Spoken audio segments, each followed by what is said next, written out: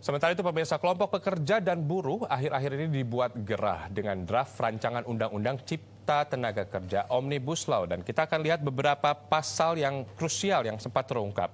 Ya, industri padat karya tidak perlu memenuhi upah minimum provinsi. Lalu, cuti berbayar untuk pekerja dihapus dengan adanya Omnibus Law. Tadinya, pekerja berhak untuk mendapatkan cuti khusus untuk menikah 3 hari dan menghitankan atau menikahkan anak 2 hari, kemudian istri cuti melahirkan atau keguguran, dan cuti anggota keluarga meninggal selama 2 hari. Kemudian kita lihat untuk pekerja asing dan outsourcing. Pekerja asing dibebaskan dari syarat dan izin kerja. Pekerja asing boleh menjabat sebagai dewan direksi dan komisaris, staf diplomatik dan konsuler, peneliti dan juga insinyur. Pekerja asing startup dibebaskan bahkan dari syarat izin kerja. Outsourcing pun diperluas.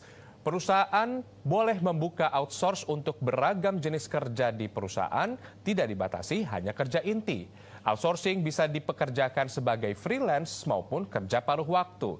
Yang diamandemen ada beberapa pasal 42, 66, 93, 159 dan seterusnya. Kemudian pemirsa, selanjutnya adalah soal pesangon.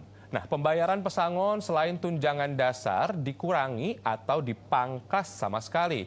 Penghitungan tunjangan dasarnya tidak berubah.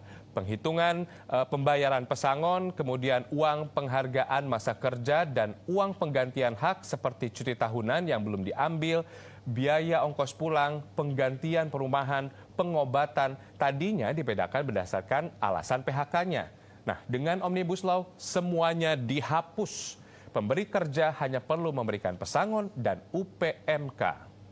Selanjutnya kita lihat pemirsa soal PHK. Nah, hak pekerja untuk mengajukan gugatan jika di PHK sepihak dihapus. Gantinya ditambahkan asuransi untuk pekerja yang di PHK dan dikelola BPJS selama pekerja membayar premi BPJS-nya. Hak pekerjanya di PHK untuk mendapat upah senilai 8 bulan jika bekerja 21 tahun dan upah 10 bulan bila bekerja 24 tahun dihapus. Gantinya akan ada uang pemanis, bonus senilai upah 1 bulan bila di PHK kerja kurang dari 3 tahun senilai 2 bulan. Kemudian bila bekerja 3-6 tahun senilai 3 bulan dan bila kerja 6-9 tahun senilai 4 bulan. Bila bekerja 9-12 tahun senilai 5 bulan bila kerja lebih dari 12 tahun. Dan bonus ini hanya berlaku bagi pengusaha, bagi usaha menengah dan juga besar tidak termasuk UMK. Silakan kita akan melihat bagaimana apakah Omnibus Law ini akan disahkan oleh pemerintah atau tidak.